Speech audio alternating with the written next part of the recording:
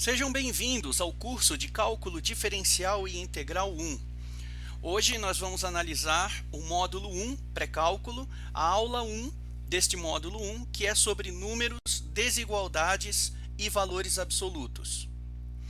Inicialmente vamos estudar alguns conjuntos numéricos. O conjunto numérico mais intuitivo é o conjunto dos números naturais, que é o zero mais aqueles números que a gente consegue contar com o dedo, né? 1, 2, 3, 4 e por aí vai. O conjunto dos números naturais está incluído no conjunto dos números inteiros, que além dos números naturais possui os opostos deles. Então, para o 1 tem o menos 1, para o 2 tem o menos 2 e assim por diante. O conjunto dos números inteiros, veja, o número 2 pode ser representado por meio de uma fração. 2 é a mesma coisa que 2 sobre 1. Mas existem outras frações que não podem ser representadas por um número inteiro. Então, se a gente acrescentar essas frações, nós temos o conjunto dos números racionais, tá? Que é o conjunto de todas as frações, incluindo também os números inteiros e os números naturais. Mas nem todas as frações preenchem a reta, porque existem números que não podem ser representados por meio de frações. Por exemplo, o número e o número π. Eles não podem ser representados por meio de frações. Esses números são chamados de irracionais, porque uma fração também é conhecida como uma razão. E esses números não podem ser representados por razões, então eles são irracionais, certo? O conjunto dos números irracionais, ele complementa o conjunto dos números racionais, ou seja, esses números vermelhinhos, né, o e, o π, a raiz quadrada de 2, a raiz quadrada de 3, tá? São tudo números irracionais. Eles preenchem os espaços que faltam da reta, tá? Espaços esses deixados pelos números racionais. Então, o conjunto dos números racionais mais junto, né, unido ao conjunto dos números irracionais, preenche a reta toda, formando o conjunto dos números reais. E a reta é a representação geométrica desse conjunto, que é chamada de reta real. O conjunto dos números reais ele é formado por números que a gente mede na realidade, nas medições reais que a gente faz. Por isso, números reais, certo? Existem outros conjuntos numéricos, mas os números com os quais a gente vai trabalhar nesse curso de cálculo são os números reais. Na reta real, existem trechos dessa reta, né, trechos da reta real, que podem ser interessantes, que podem ser importantes da gente destacar. Esses trechos são chamados de intervalos. Existem 4 tipos básicos de intervalos. O intervalo aberto, que é representado por parênteses, tá? Então, o intervalo que vai de 5 a 7, x é maior que 5 e menor que 7, mas não pode ser o 5 nem o 7, ele está excluindo os extremos. Então, eu represento por parênteses e, geometricamente, eu represento por duas bolinhas vazias ou duas bolinhas abertas.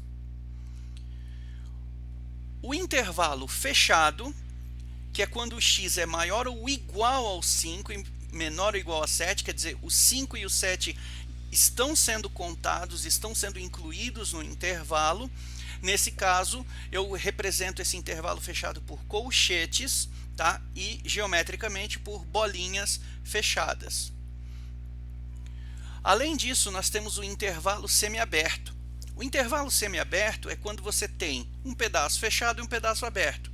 Então, nesse caso, o x é maior ou igual a 5 e menor que 7. Então, o 5 está incluso dentro do intervalo, por isso eu represento por um colchete, pegando o 5, e geometricamente uma bolinha fechada no 5. O 7 está fora do intervalo, então eu coloco um parênteses no 7 e geometricamente é uma bolinha vazia, uma bolinha aberta no 7. Correto? Finalmente, nós temos os intervalos infinitos. O que é um intervalo infinito? É um intervalo que só tem um extremo. Então, nesse nosso caso aqui, nós temos que x é maior ou igual a 5. Tá? Isso significa que o x, eu estou contando todos os números a partir do 5 e em direção ao infinito. Então, o 5 está incluso dentro do intervalo, por isso um colchete junto do 5, né? É maior ou igual a 5, e ele vai para o infinito. Aquele símbolo que aparece depois do 5 é o símbolo de mais infinito, infinito positivo. Por que tem um parênteses ao lado dele? Porque o infinito não é um número, ele é um símbolo. Você não pode pegar o infinito. Ele é uma quantidade que você não pode pegar. Então, você sempre coloca um parênteses do lado dele. Podia ser, se o 5 não estivesse incluso nesse intervalo, você colocaria um parênteses do lado do 5 também, certo? Bom, isso foi a parte de números. Agora vamos para as desigualdades.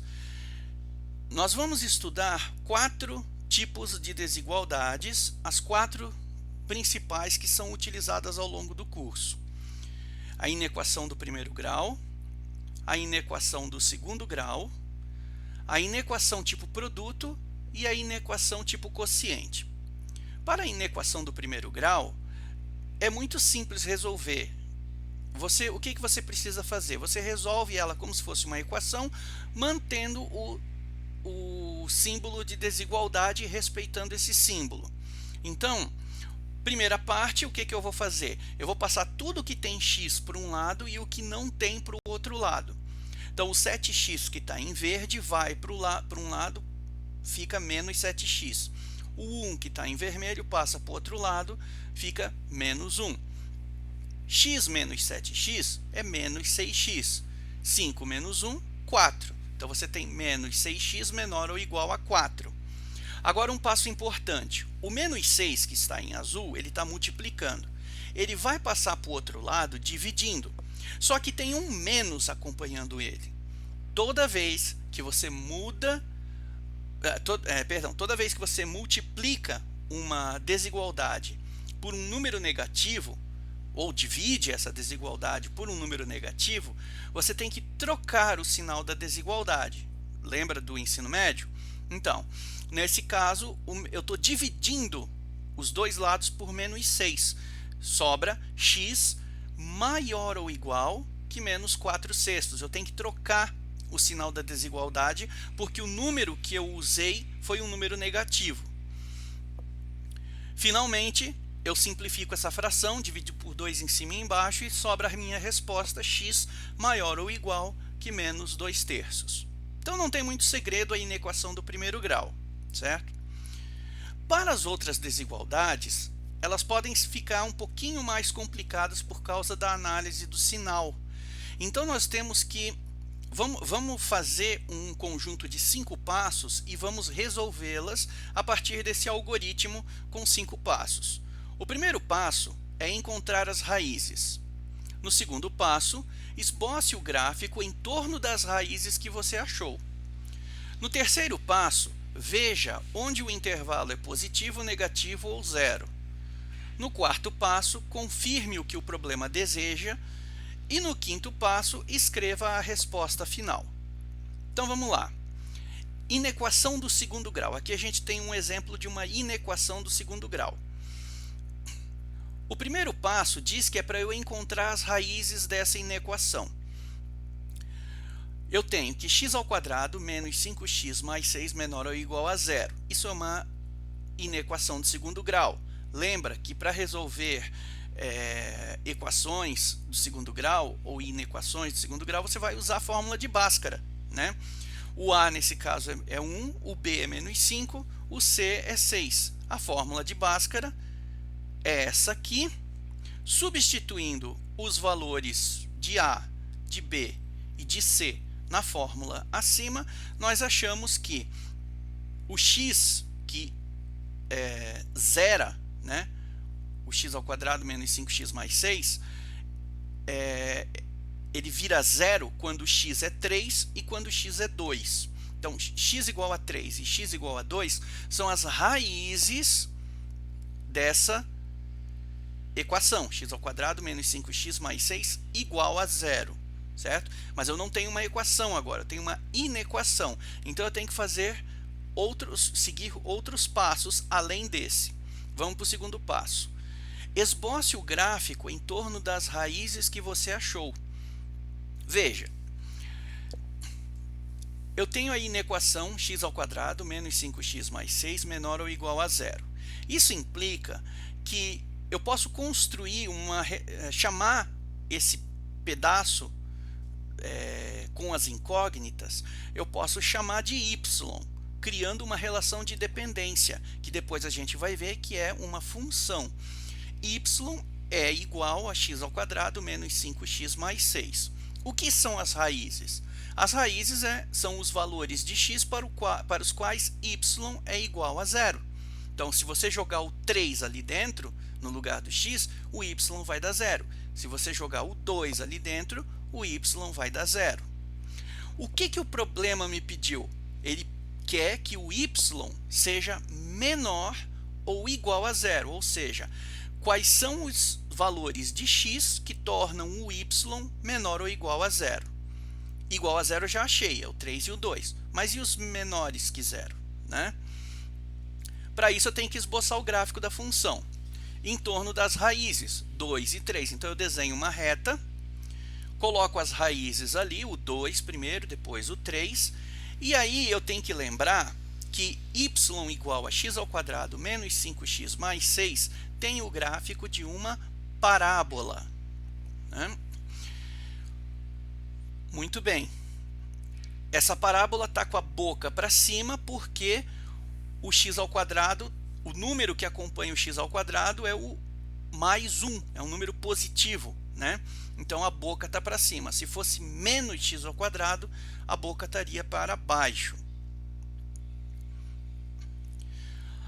Agora, veja onde o intervalo é positivo, negativo ou zero. Nós temos aqui o esboço, e aí o y, ele sobe, né? Quando ele aumenta no sentido vertical para cima. Então, acima da reta preta, né, você tem a parte positiva da parábola. Abaixo da reta preta horizontal, você tem a parte negativa da parábola. Então, para cima é mais, para baixo, o pedaço que está embaixo é menos, o pedaço que está em cima é mais. E no 2 e no 3, ela vale zero, porque são as raízes. Agora, confirme o que o problema deseja. O que o problema pediu? O problema pediu que y seja menor ou igual a zero. Então, eu vou procurar, dentro da reta preta horizontal, eu vou procurar o intervalo onde o y é menor ou igual a zero. Está aí, né? É onde ele é negativo e zero. Então, eu vou ter o pedaço que vai do 2 até o 3, incluindo o 2 e o 3. Por último, escreva a resposta final. A resposta final é um intervalo fechado de extremos 2 e 3, né? Ou, escrevendo na notação de conjunto, x maior ou igual a 2 e menor ou igual a 3. Então, esse é o método geral para se resolver uma inequação de segundo grau. Para a inequação tipo produto, não muda muita coisa. Primeiro, você vai encontrar as raízes. Aqui você tem um produto de dois fatores, né? x menos 2 vezes x menos 3 maior ou igual a zero. Para encontrar as raízes, basta que você saiba, cada um dos fatores, independentemente, seja zero. Então, x menos 2, quando que ele é zero? Quando x é igual a 2. X menos 3, quando que ele é zero? quando x é igual a 3. Então, as raízes 2 e 3. Agora, esboce o gráfico em torno das raízes que você achou. Agora muda um pouquinho. Como é que nós vamos fazer isso? Veja, você vai esboçar o gráfico de cada pedacinho do produto. Então, o primeiro pedacinho eu vou chamar de y1, que vai ser igual a x menos 2. E o segundo pedacinho eu vou chamar de y2, que vai ser igual a x menos 3.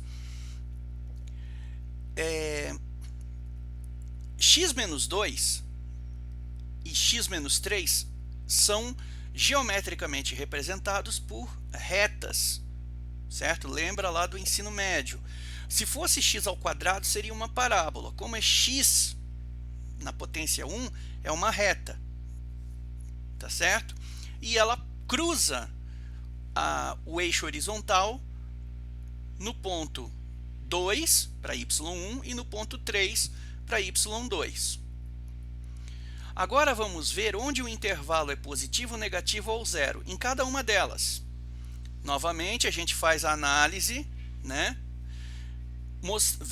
Observando que na reta verde, para cima, a parte que está para cima da reta horizontal é positivo e abaixo da reta horizontal é negativo. A mesma coisa para a reta roxa. Para cima é positivo e a parte que está abaixo é negativo. Só que eu não quero o y1 separado do y2, eu quero os dois juntos num produto. Então eu tenho que fazer a combinação de sinais. No primeiro intervalo, antes de chegar no 2, você tem menos com menos, mais. No intervalo do meio, entre o 2 e o 3, você vai ter mais com menos, menos. E no último intervalo, depois do 3, você vai ter mais com mais, mais. Então, o que vale é a última linha, certo? Porque é a função y que eu estou interessado, x menos 2 vezes x menos 3. É nesse produto aí que eu estou interessado, no sinal desse produto. No 2 ele vale 0, no 3 ele vale 0. Quarto passo, confirme o que o problema deseja. O que o problema deseja? Eu olho para o enunciado, eu vejo que o problema pede que o produto seja maior ou igual a 0. Então, eu tenho que olhar para a minha reta e ver ali na última linha, né, onde o y igual a x menos 2 vezes x menos 3, ver qual é a parte da reta em que o y está positivo ou zero. Está aí, certo? Ela é positiva até chegar no 2, incluindo o 2, onde ela é zero, e ela volta a ser positiva depois do 3, incluindo o 3 também, porque no 3 ela é zero. Aí é o pedaço onde o y é maior ou igual a zero. Finalmente, vamos escrever a resposta final. Para escrever a resposta na notação de intervalo, veja como é que ela fica.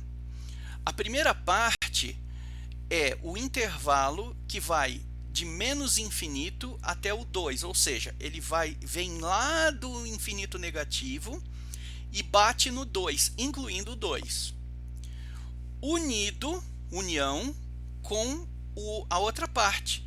A outra parte é o intervalo que começa no 3, incluindo o 3, e dispara até o mais infinito.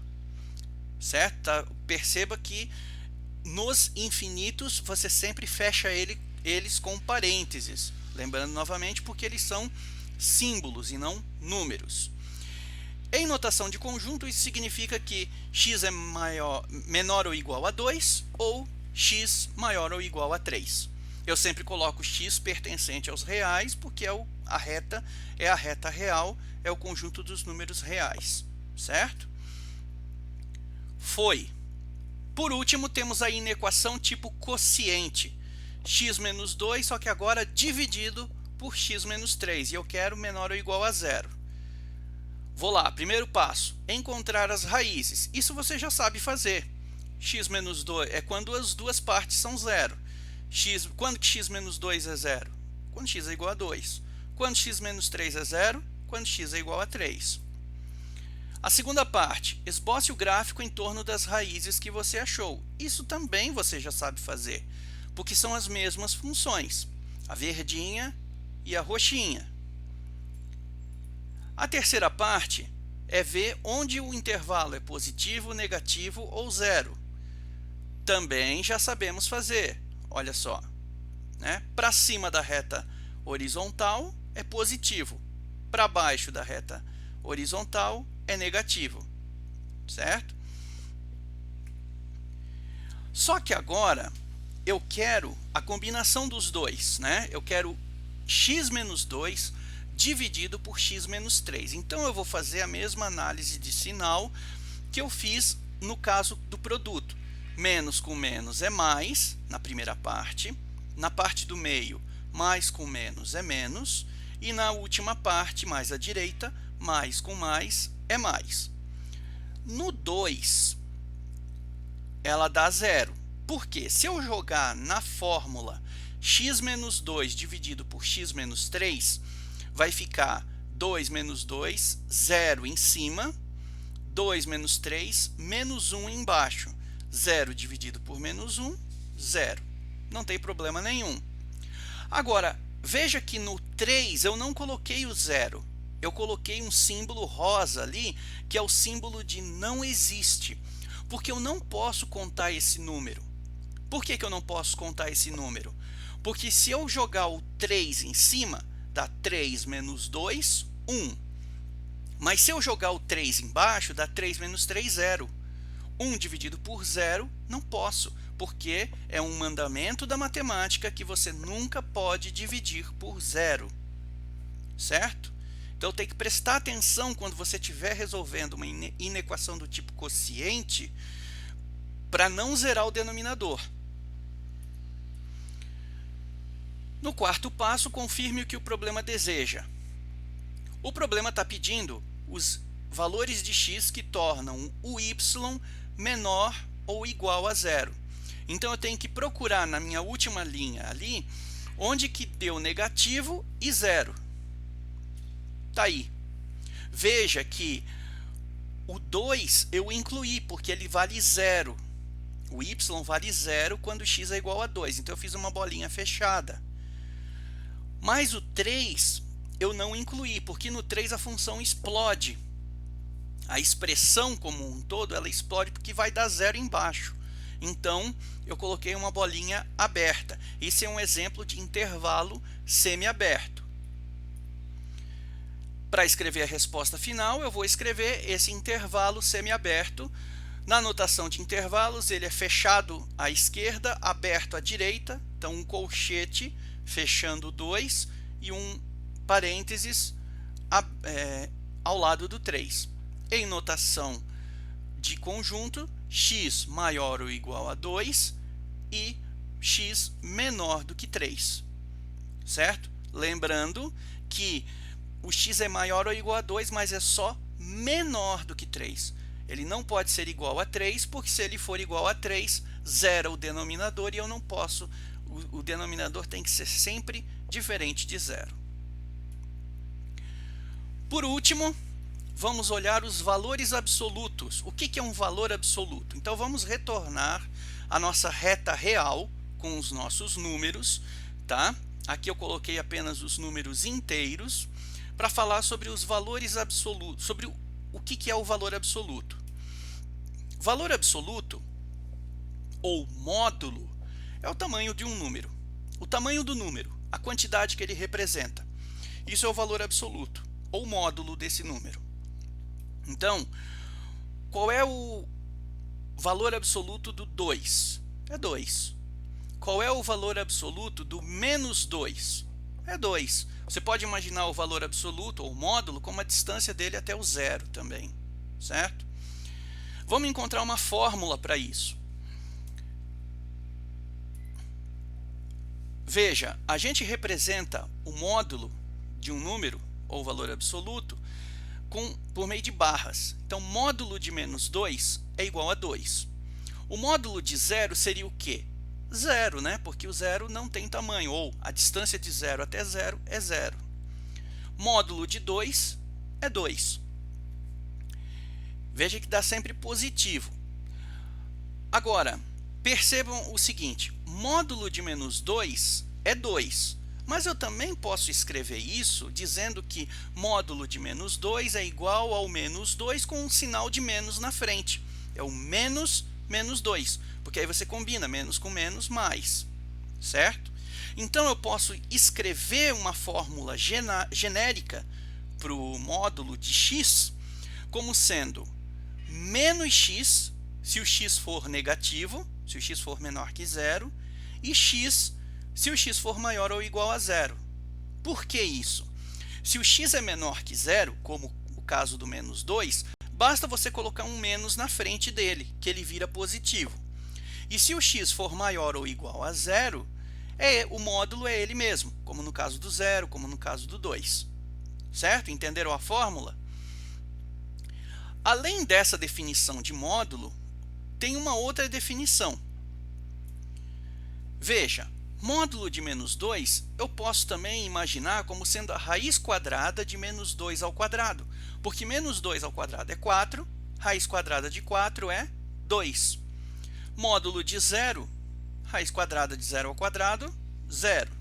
Módulo de 2, raiz quadrada de 2 ao quadrado é a raiz quadrada de 4, que dá 2. Então, eu obtive as mesmas respostas, tá? Ou seja, módulo de x, eu posso dizer que é a mesma coisa que raiz quadrada de x ao quadrado. Tanto o resultado anterior quanto tanto a definição anterior de módulo quanto essa definição de módulo, a gente vai usar ao longo do curso, tá? Então, essas duas definições são equivalentes. O valor absoluto de um número, ou o módulo desse número, x, é a raiz quadrada de x ao quadrado, ou, da mesma forma, é menos x, se x for menor que zero, e x, se x for maior ou igual a zero. Tá certo? Então, por hoje é isso. Tá? Aguardo vocês na próxima aula, na segunda aula desse módulo 1. Até mais!